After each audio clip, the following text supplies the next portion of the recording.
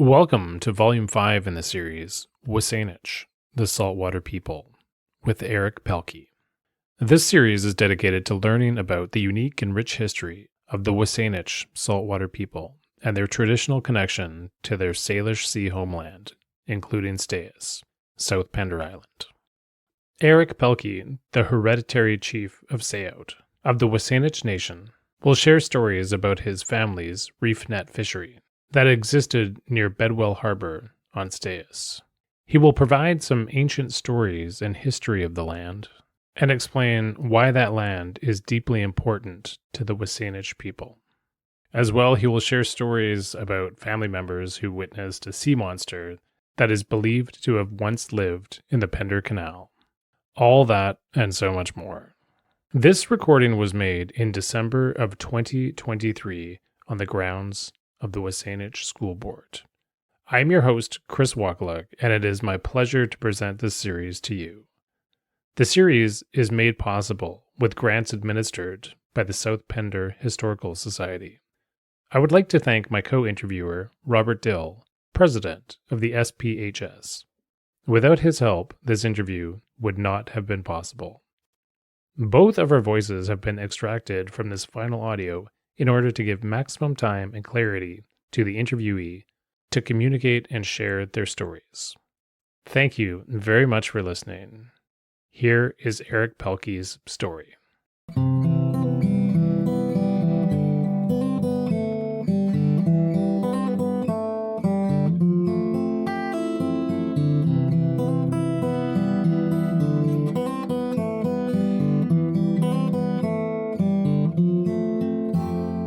Eric Pelkey, Quitchkeenum, from Tsawout, of the SÁNEĆ Nation. I'm the Hereditary Chief of Tsawout.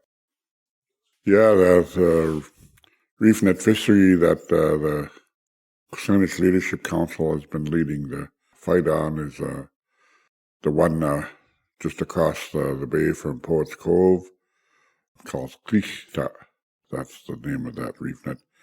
And our people know it as the Pelkey reef net site that belonged to our family.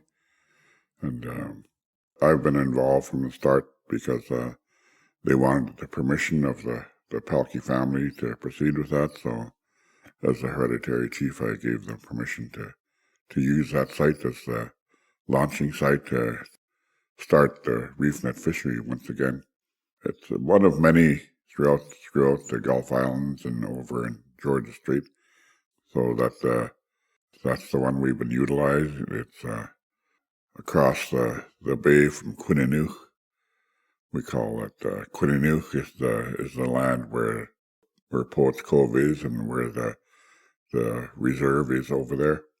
So Quinninuch is called Quinninuch specifically because of the reef net site, Skihta. And that is because when we had a thriving village there before it was taken away from us, and Skihta, there was a woman there who we knew as Siewa.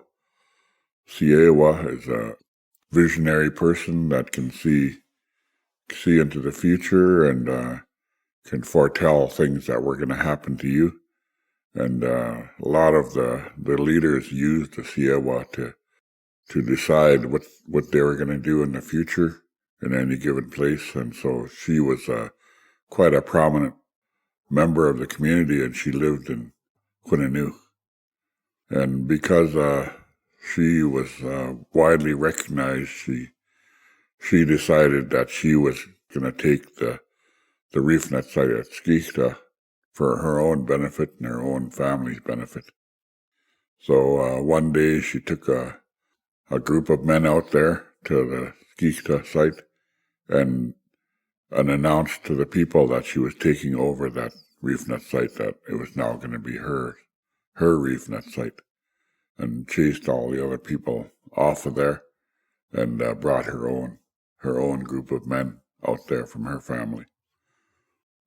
Charles, the creator, saw her doing that, and he came down to the people of Quinninuch, and said he wanted all the people that lived in Quinninuch to go down to the beach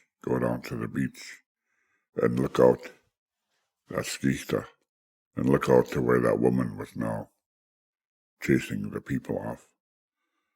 So all of the people that lived in Quinninuch went down to the beach, and he told them that Tsawout was breaking the laws of our people, that the reef nets were supposed to be for the benefit of everyone. It was not to be owned by individuals, and that when you had a reef net site, you were supposed to share the resources with the village and then not be for personal benefit.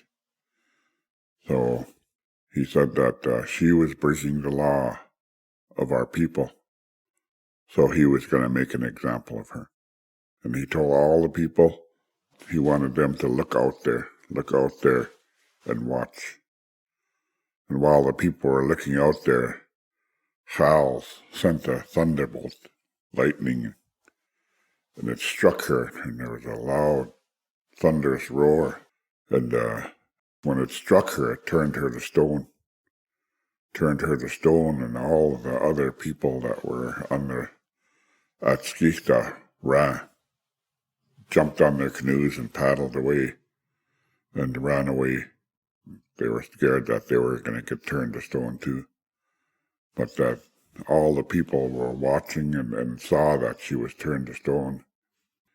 And Charles told them, now you've seen it, what happens to people that break the laws of our people and grow so greedy that they want to have personal benefits from things that belong to everybody. So she is an example.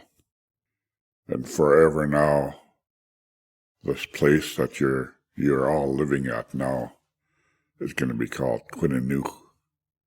Quinninuch, and Quinninuch means what I saw. What I saw. That is how Quinninuch came to be Quinninuch, because of what happened at Skichta. So our people always remember that. That is an example of what the law means to our people, that things are supposed to benefit everyone, not just a few, not just individuals, not just one family, but the resources are there for everybody, and that we are to understand that that law applies to all of our territory, that the territory and the resources are there for everyone, not for the benefit of individuals, not for the benefit of one family, but for everyone. So that is why Skichta and Quinninuch exist as one place, because they're tied forever, tied together. And so we always remember that when we're out there at Quinninuch, what it really means and what it means to our people. So there's a lot of history there, that when our people were chased off of Quinninuch by the white settlers, our people still utilized that area, still practiced the reef net, and still went out there, and the Quinninuch was used as a launching site for our hunting parties that would go out there. They would start from Quinninuch and fan out on one end of the island, and then start working our way to the other end of Pender Island, right to what people know as Pender Canal. They'd work their way there and chase the deer all to one area, and then they'd take the deer. So that's how our people utilized that place as a place for hunting the black-tailed deer. And one time when my grandfather was telling me they went out there and they were going to start their hunt, and they could hear paddles and hitting the side of a canoe, and they looked out and they seen many canoes from northerners, big huge northerner canoes coming around the point out there, and realized that they were going to be ambushed because there was not enough of them to fight all those warriors that were coming in, and they were coming in to do a raiding party. And the village was actually vacant by then because our people had been taken off there, but our family was there to go hunting that day. And so all of our family ran off, except one of my granduncles named Philip Pelkey, and everybody knew him as Pullock. And Pullock stayed there, and he pulled the canoes all up into the bush and tied them up there because he didn't want to lose their canoes. And then he realized that once he got the canoes up there that he wasn't going to be able to escape the northerners that were all storming the beach. But what those northerners didn't realize is that there was caves in the cliffs along Quinninuch, and the only ones that knew about those caves were our people. So Philip crawled into one of those caves, and it was only big enough for one man, and he crawled into the cave, and because we'd been there so many years, he knew that the cave had several openings that he could go out. And so he crawled in there, and then he came back out, and he was watching them trying to find the entrance to the cave. And they were going back and forth up along the cliff, and he could hear them talking, but they couldn't find how to get into the cave where he was. And then one of them actually saw him up on the higher cliff looking at them. And they all went running up there to that cave entrance, but he scooted out of that cave, and he went down and went out another entrance and watched them from there. So he watched them until eventually they just gave up on him, and they went and started searching the bushes for the other part of our family, but they had already all gone down to the other part of the island. So eventually he saw them paddle off and go raiding somewhere else. So that was before the turn of the 20th century. They were all just teenagers when that happened. So, that was one of the stories that he told us about the hunting parties out that they had on Quinninuch and Pender Island. I remember when I was a child, our family used to go camping along Pender Canal, and every summer the whole family, all of my grandfather and his brothers and sisters, and we used to go out there, and we'd all set up camp around Pender Canal, and hunt deer and fish and clam, dig all around that area. So it was a time where our family would really get together just to gather resources. And that one time when I was there and I was sleeping in my tent, and I woke up, I must have been only about 6 years old or something. And I could feel something breathing on my face, and actually started licking my forehead. And I looked up, and the deer had his head in my tent, and it was licking my forehead, And I screamed real loud there, and everybody came running and asked me what happened. I said, "Oh, that deer was trying to eat me."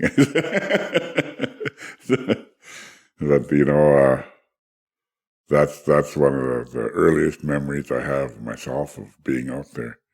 And I remember riding the canoes around there, and they would go from there at night and go what they call pit lamping, where they used to put little branches on the side of the canoe.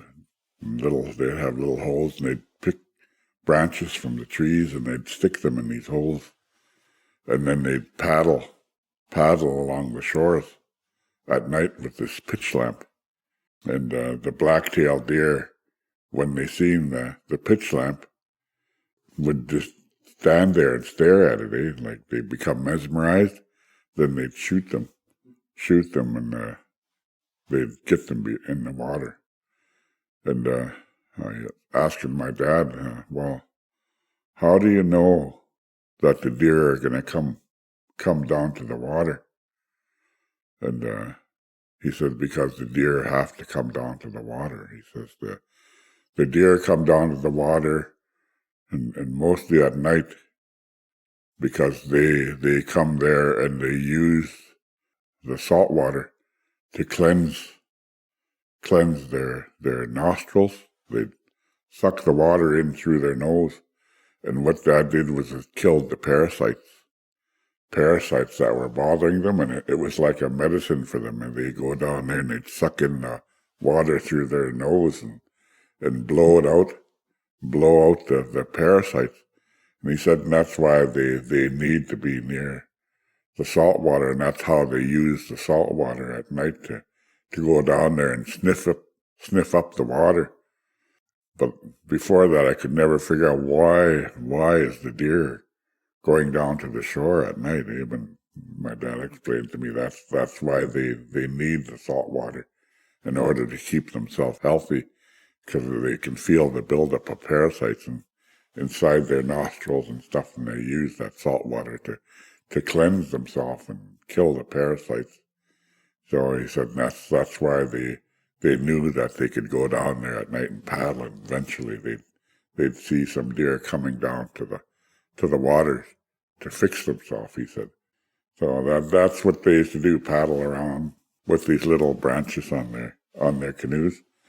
And he said they'd paddle so that you couldn't hear the paddle hit the water. You'd paddle real soft, just enough to move your canoe, he said, and the deer wouldn't hear you coming. They'd just see the branches and they'd think it's just a log or something, he said.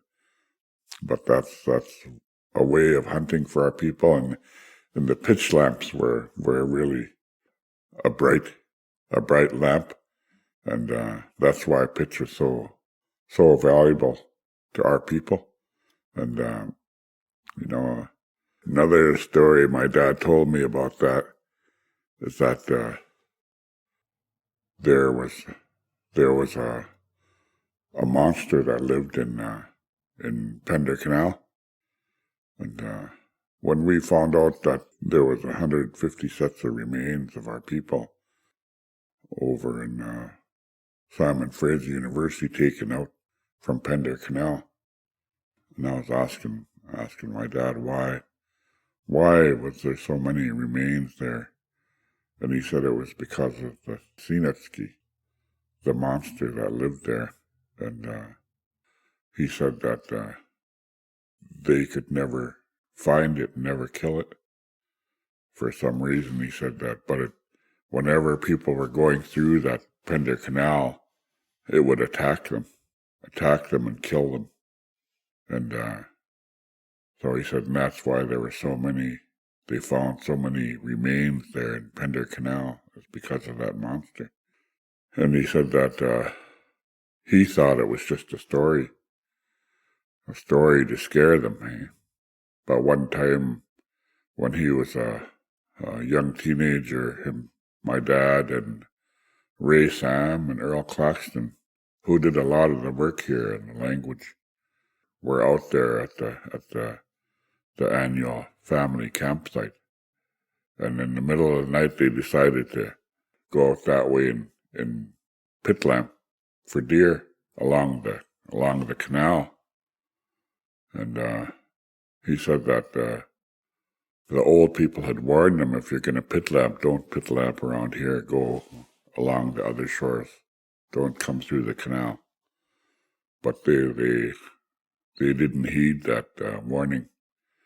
And so they were going in through the canal they'd just taken off from the camp, and they were paddling through the canal, and all of a sudden, he said, they heard a roar. And the water started to bubble, and then all of a sudden the whole canoe that they were in lifted up in the air, and they were dumped out of the canoe, and it was that monster, and they could hear the roar and could hear it in the water. And my dad was such a good swimmer that as soon as he hit the water, he started swimming for the beach right away. And Ray Sam was the poorest swimmer, and he said that he was under the water, and he saw the pitch lamp come down. It was still lit, he said, and it was going down into the water.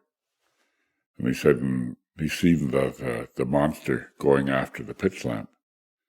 And he said it was like the ground opened up down there, and the pitch lamp went right into it, and the monster followed the pitch lamp into the ground, and then the ground closed up behind him. He said they survived that, and that's how they found out that's why people could never catch up to that monster in Pender Canal, because it lived under the shores of the water, and it would just open up when it came out, and then it would close up again when it went back in. But it chased that pitch lamp into there and then closed up behind them, and they managed to survive that, he said. So they were actually the last ones, and maybe the only ones that ever seen it, the three of them. And when they got into the shore, all the families came running to see what all the screaming was about and all the noise, and they found Earl and Ray. It was so cold, I guess it was in November, and they could see that they were starting to get ice on their eyebrows and stuff. So they rushed them up there to lay them beside the fire, cover them up, and Earl's father, Johnny Claxton, started singing a song. He said he started singing a song to them, and it was my dad said it was a song to save them from, I guess they didn't know what hypothermia was in those days, eh?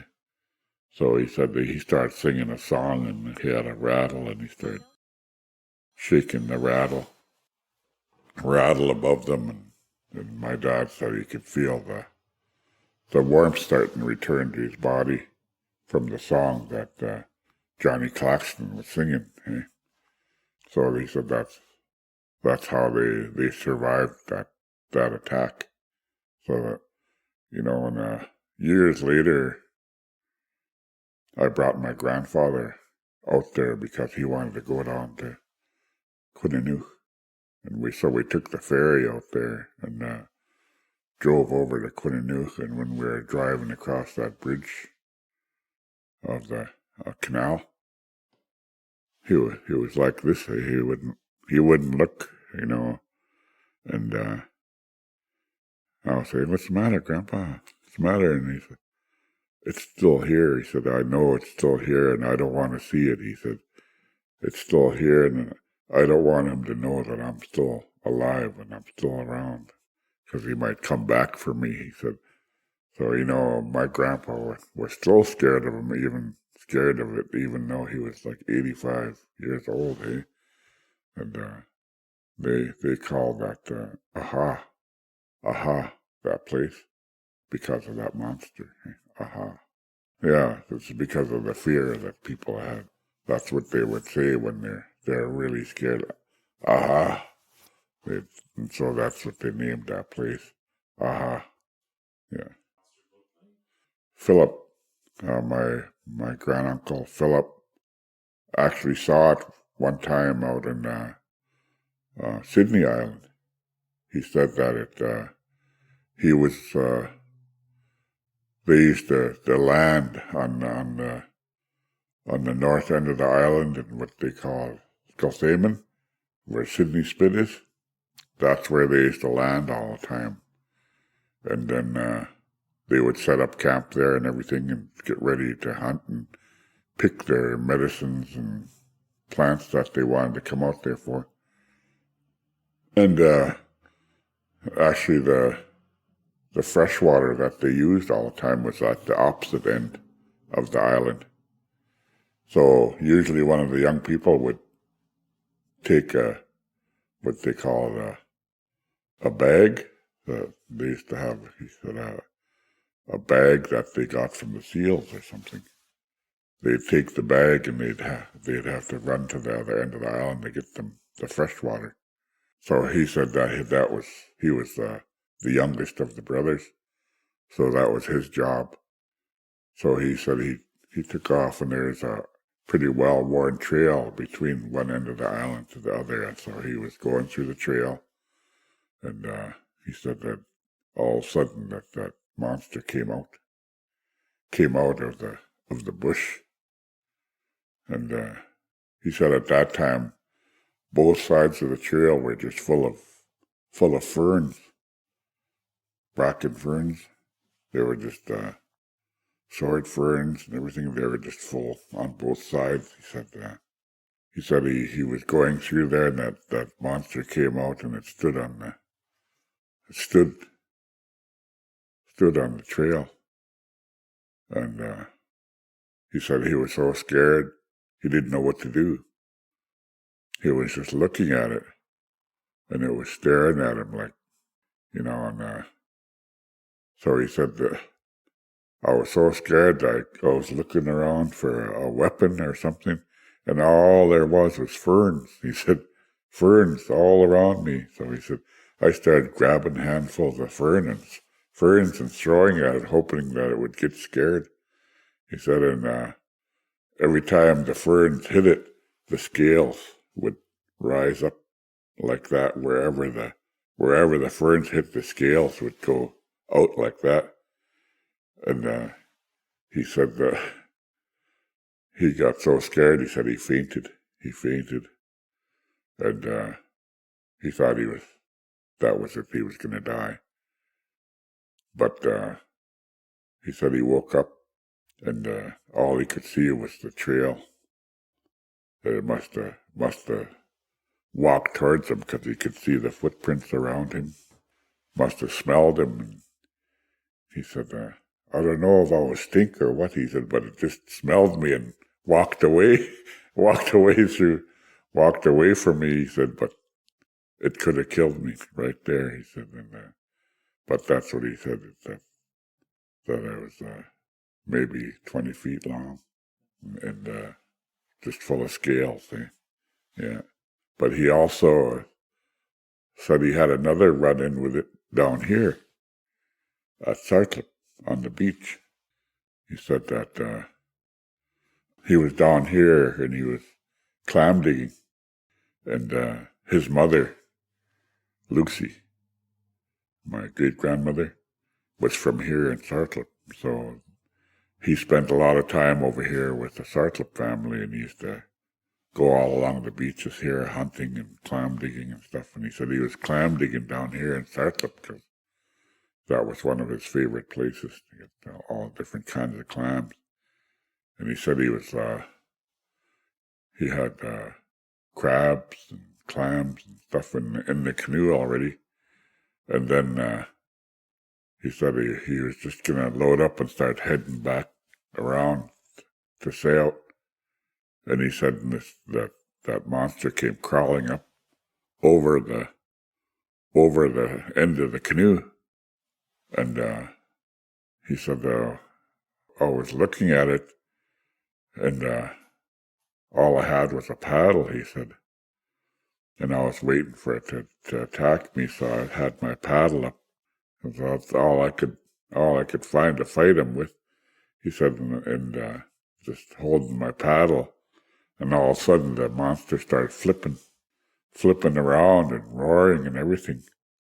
And he said that when it was flipping around, he could see a crab had grabbed onto the monster's testicles with its claws. And that was the monster was fighting, was trying to get away from us, that crab that had hold of him. And he was flipping around, and then finally it dove into the water, and you could see it going under the water, going out. And he said he was standing there, scared to do anything, just watching to see what was going to come back. And he said, he was standing there looking out in the water, and all of a sudden he seen that crab come crawling out of the water. And the crab just came up to him, he said, and spoke our language, Sanchothan. And he said, your son sent me to help you. His son had died not too long before that. And he said, his son sent me to help you. And he said he started crying. And he says, oh, I always know my son's with me, even though he's gone, eh? Yeah. And he said that's the last time he saw it. That time down here at Sartla Beach. But we were out in Ray, Sam, and Earl one time. Were with me, and we went out to Salt Spring. We got a call from a farmer out there that had something that he wanted us to look at. And he said, I can't tell you what it is, and I don't want anybody to know, but I want you guys to come out here and look at it. And so we went out there, and it was just, I think, going just not too far from the ferry, like a Beaver Point Road, and then go up the hill. And then there's a field there, and another road that went off to the side. And he met us there at the ferry and brought us up there. And he said, I just want you to come back here into the field. So we walked down into the woods and found this field. And he said, yeah, this used to be a river, he said. It used to be a river from the lake up above there. The river used to come down through here. And for some reason, they rerouted it, maybe to turn it into farmland. And he said, there's a big rock here, and I turned it over before because of what's on the rock, because I thought somebody might come and try to take it. And he said, but I got my tractor out here and I turned it over for you guys to see. And he said when he turned it over and he showed us that drawing on the rock. It was etched in there. And it was that picture of that monster. And it had an arrow going that way up. Must have been upstream from the river that was there. And what do you think this means, he says. And Ray said, he said, the Sinetsky. This is where the Sinetsky lives. And must come up here for something. Maybe it lives here, he said, but this was a warning for people coming up the river that the Sinetsky was seen going up this way. So somebody saw it and carved that into the rock and put an arrow there to show that it was seen going up the river, eh? But we just saw that once, and then next time we went out there, that guy had died, and the other people wouldn't let us on the property anymore. But I don't know if it's still there or not. But that's one of the things that we found anyway, that just out there in Salt Spring, Fulford Harbour. Yeah.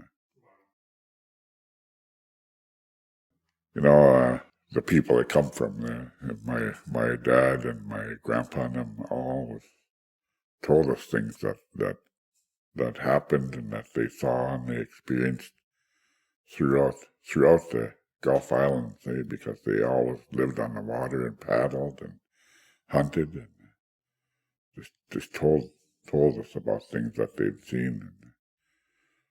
And, that story about when the Sinitsky tried to get my granduncle down here, Philip down there. I have that recorded in the Sinchothan language. And one time I played it for our elders. I said, I wanted you guys to listen to the story, and it was all in our language, nothing in English. And when they got to that part where the crab bit the monster, I could hear all the ladies, and everybody burst out laughing.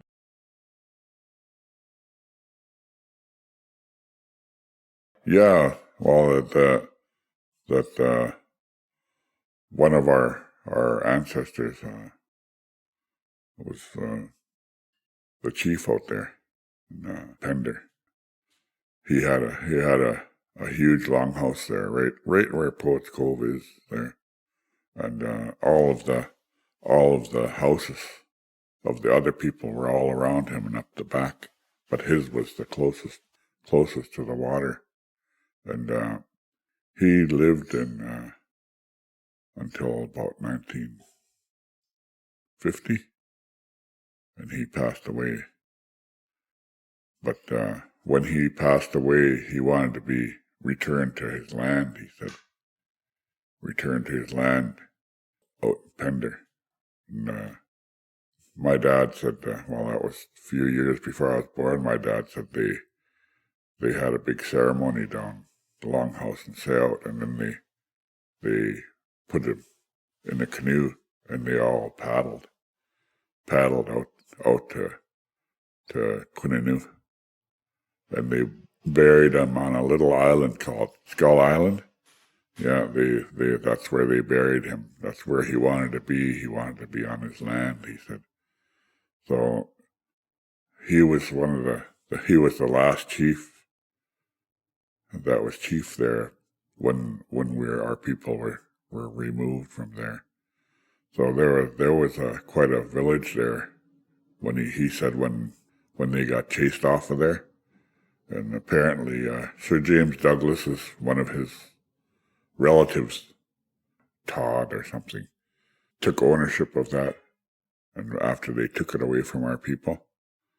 But they always considered that to be home, the home of our ancestors, and where our chieftainship comes from. Yeah, so it's a really sacred place to us, especially our family. And the reef net skichta that my grandpa remembered when the government came and shut it down and chased us there, and had an armada of RCMP people. He said he used to call them the people with those funny hats. He said, the way the flat hats are.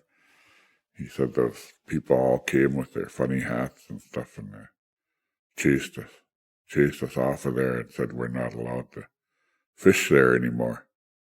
But before that, there was a really thriving economy that our people had.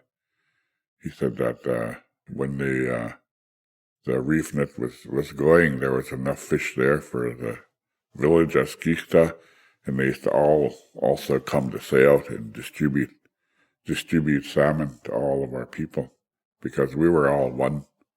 And so they'd pass out all the fish, and then they also, he said, they started trading with the settlers. The settlers would come and buy salmon off them. And he said, and that's where the trouble started, when they realized that this is a real resource that they could benefit from. And that's why they took it away from us. And he said, we should have never shared.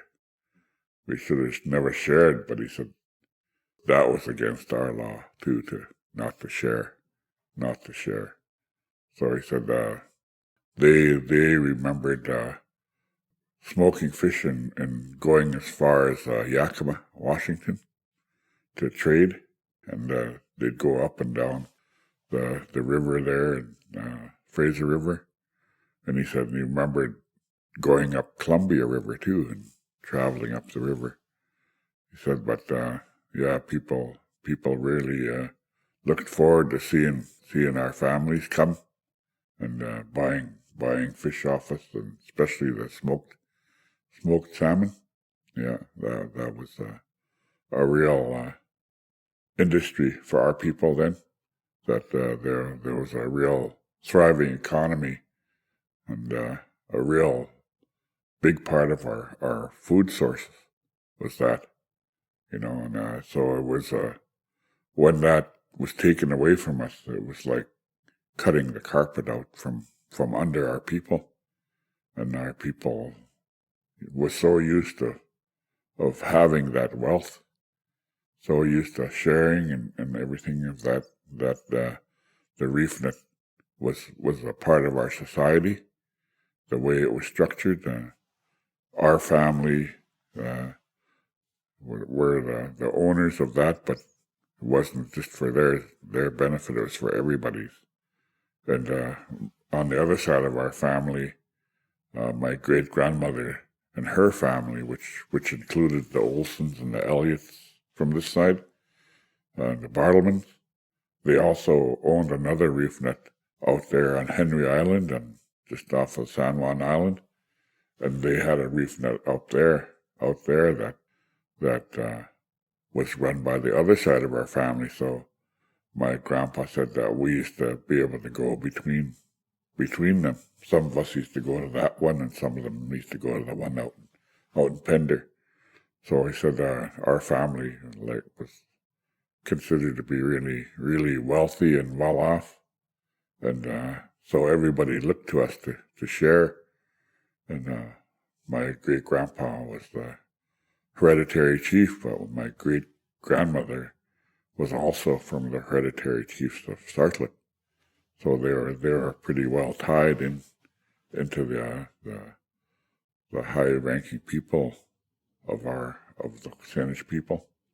So it is something that not only involved the time of fishing, but was if you weren't fishing, you were preparing for next year. So our women and sometimes the men used to work right through the winter building ropes and repairing nets and all of those things, because the nets that we used were the cedar, inner bark of the cedar, and made into ropes, and another tree that they used in making the fine twine. But yeah, there's several types of trees that they used to make the twine for the nets, and so it wasn't just a seasonal thing. It was a year-round thing where if you weren't actually doing it, you were getting ready, or you were repairing, or you were making new nets and new floats, and so my grandpa said it was a part of our life. He said a part of our life that was taken away and undercut our society. He said, so they know that. So when they came and took that away from us, they took away our way of life and our economy. Took that away from us because the colonizers saw that as a way to get rich, a way to get rich, and they used to see them shipping out barrels and barrels of salmon after that. When they took over, they said that was illegal, but here he said they started making big nets based on how we used to make nets. They made their nets bigger and bigger and longer. He said, and they never practiced conservation like we did, because the way our nets were built, they weren't built to take everything. There was a escape hole at the end of end of the net where they used to come in, and you'd be able to pick the salmon that you want out of there. And the smaller ones that were still growing, they would let go through the end of the net. And they said that that way we knew that we'd always have salmon if we let those ones that are still growing go through. And my dad remembers that at the start of the salmon run, there was always called the first salmon ceremony, where the chief would shut down when they started seeing the first salmon come in, and one of the fishermen would catch the first salmon that they saw and take it and show the chief that the salmon are coming. So they'd shut it down and say everybody has to return to the village.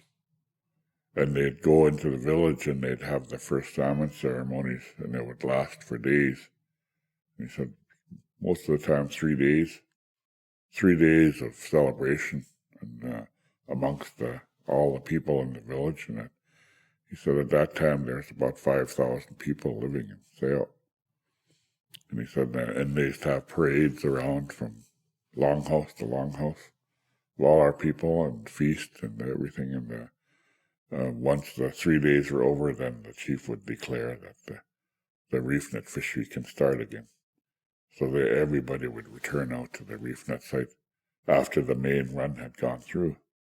So that's their way of conservation, of assuring that there was always going to be salmon for our people, and so that's why we still practice that first salmon ceremony, to try to restore the salmon fishery. Thank you very much to Eric Pelkey for doing this interview. This interview and the entire series has been made possible with funding from the Capital Regional District, the Pender Island Community Resource Center, the SÁNEĆ Leadership Council, SÁNEĆ School Board, the Pender Islands Museum, and the South Pender Historical Society. Thank you to all these organizations for contributing to make these recordings possible.